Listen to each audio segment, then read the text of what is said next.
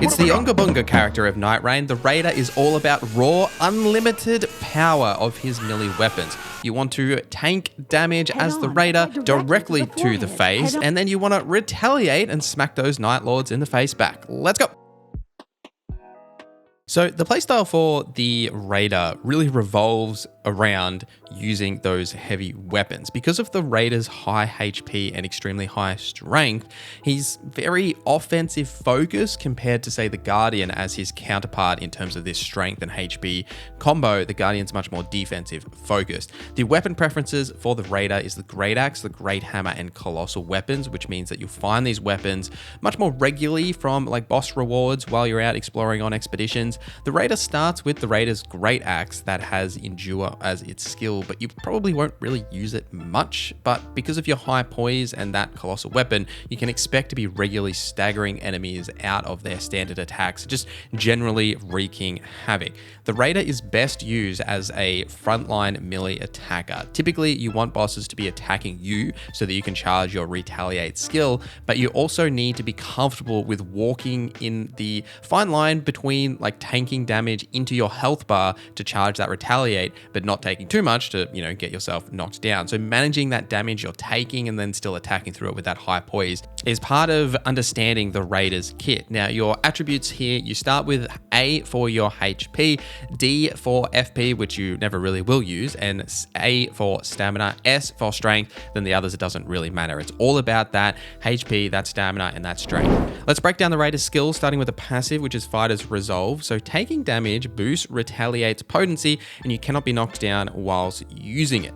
This also has an additional effect to remain standing with a sliver of HP even after tanking a heavy damage. Now, this isn't like a survive death like Wilder has, where he can cheat death that one time. Essentially here, if you're in the Retaliate animation and an attack would kill you, it will keep you alive, but you'll only survive with like the tiniest little bit of health. This doesn't trigger very often. Like, it's not something I would be relying on to keep yourself alive. It's just more like a happenstance that it may happen. The real benefit is actually the damage increase you get from that Retaliate potency. So essentially what this means is you have to take damage, and eventually you'll see like this wind effect like occur around you, and there's a little sound that happens at the same time. When you see this and you've got sort of that like wind particles around you, your Retaliate is actually charged. This will then do a stronger version of that has a much longer wind up time, but a much larger amount of damage, as well as stagger, and can actually stagger any of the larger bosses and enemies in the world.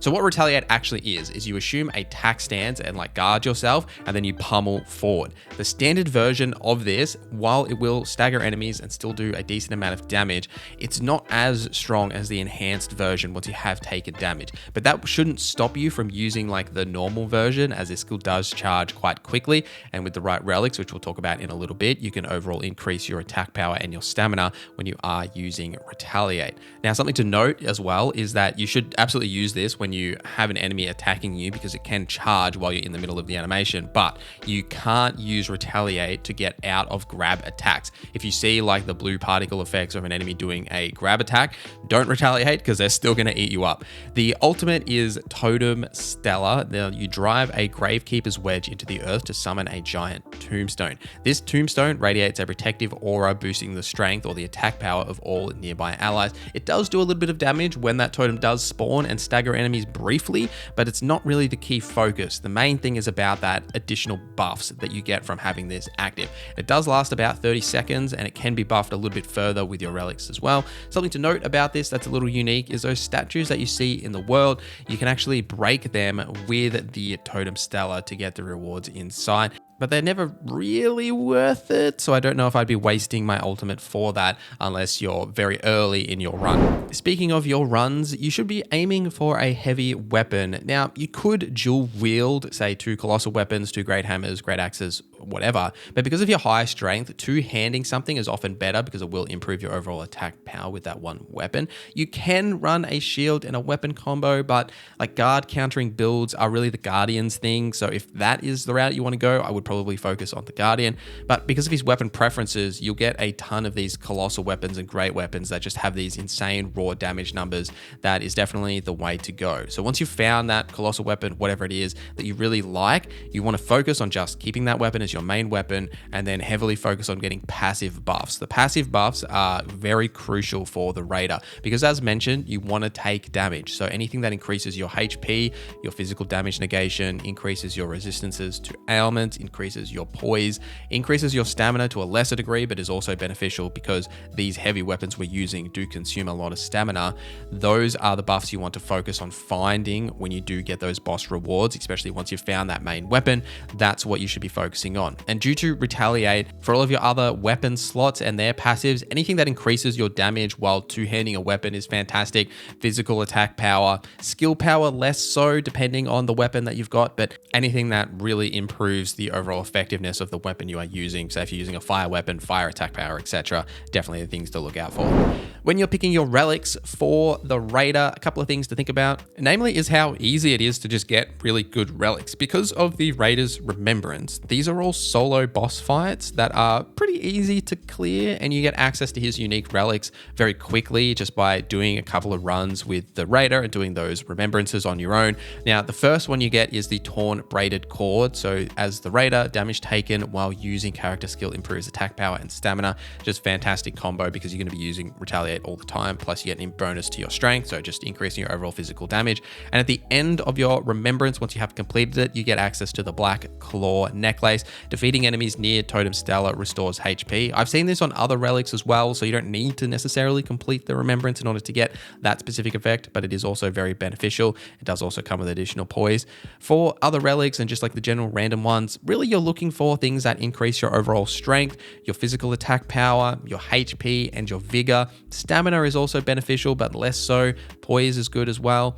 Everything about the Raider is that raw physical attack power and his strength. So as far as you can push that, as high as you can push that, is exactly what you should be looking for in terms of his relics. And the basic chalice with Raider is actually completely fine to use as it combos perfectly with the uniques that you get. So nothing really to focus on in terms of like finding that right combination for the Raider. He's quite simple across the board. Some tips for playing Raider and best party combos. I would really say that having an Iron Eye or Recluse with Raider is quite beneficial. Characters that he can protect in a pinch that don't necessarily want to be attacked directly, they can also res him from range, which is really beneficial because, you know, you will go down maybe slightly more regularly than some of the other Nightfarers because you're teetering on that line of taking damage sometimes, and sometimes you can take too much.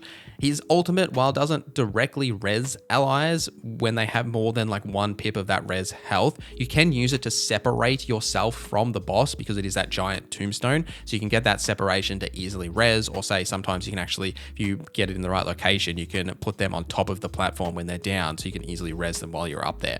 Generally speaking though, the Raider isn't really a very complex character. It's a great character to grab early in your experience in Elden Ring Nightreign, especially if you like these colossal weapon Unga Bunga builds that you can just grab one giant weapon and swing it like mad. That's really what is beneficial about the Raider's kit, is there's not a lot of complexity in terms of things you have to learn. He has quite a simple kit overall that's very easy to learn if you have played Elden Ring and just understand how it works because of his supportive ultimate, but then also Retaliate, which you should be using quite regularly. Like even if it's not in that charged variant, it doesn't necessarily matter that much. Like sometimes you might want to use it just to get a little bit of damage off or get a little bit of stagger because it does have a high chance of stance breaking, especially the charge variant, obviously. But it's also fantastic to use if you have the charge variant on like enemy bosses when they're in those like big heavy attacks to briefly stagger them, that you can break them out of it. So very beneficial attack and just overall a fun character that if you like taking damage, you like smacking enemies with giant weapons with maximum amounts of damage,